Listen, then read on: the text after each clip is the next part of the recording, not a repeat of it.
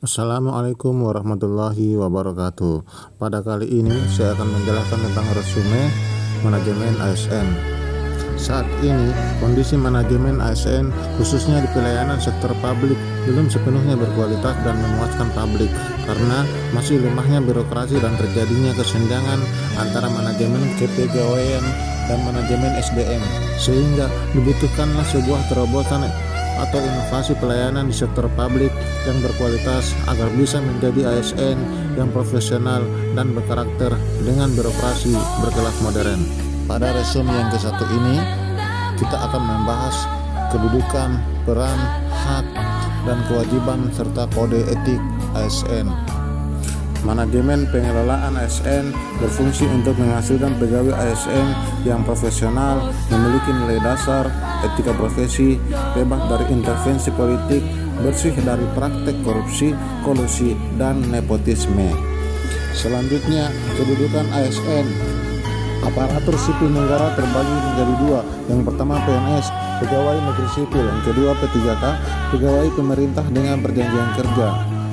PNS merupakan warga negara Indonesia yang memenuhi syarat tertentu diangkat sebagai pegawai ASN secara tetap oleh pejabat pembina kepegawaian untuk menduduki jabatan pemerintahan dan memiliki nomor induk pegawai secara nasional.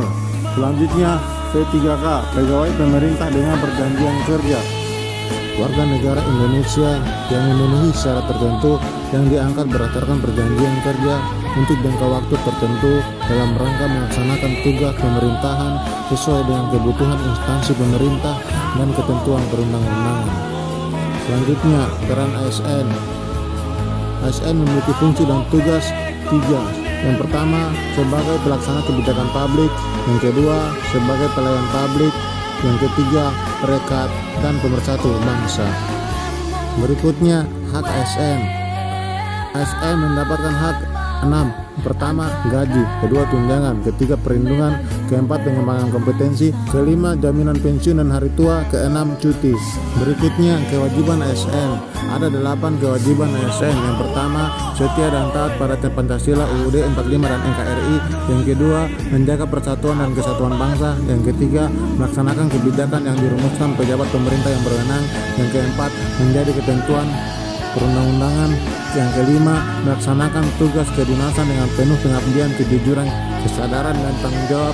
6. Menunjukkan integritas dan keteladanan dalam sikap, perilaku, ucapan, dan tindakan kepada setiap orang. Ketujuh, menyimpan rahasia jabatan dan hanya dapat mengemukakan rahasia jabatan sesuai ketentuan perundang-undangan. Dan yang kedelapan, bersedia ditempatkan di seluruh wilayah NKRI.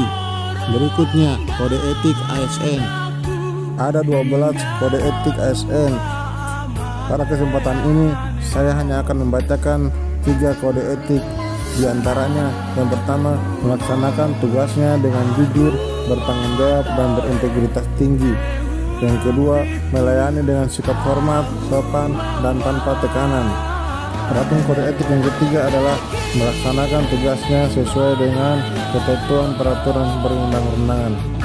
Resume yang kedua adalah sistem merit.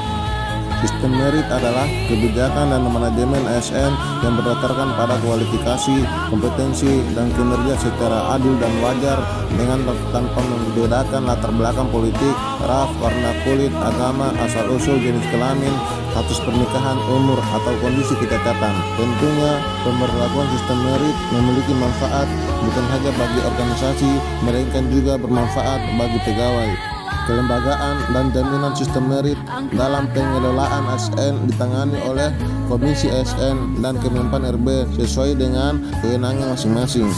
Resume yang ketiga adalah mekanisme pengelolaan ASN. Organisasi pegawai ASN berhimpun dalam wadah Korps Profesi Pegawai ASN Republik Indonesia yang memiliki tujuan dan fungsi Korps Pegawai ASN sebagaimana yang tercantum. Pelaksanaan sistem merit dalam beberapa komponen pengelolaan ASN yaitu 1. Penyusunan dan penetapan kebutuhan. 2. Penilaian kinerja.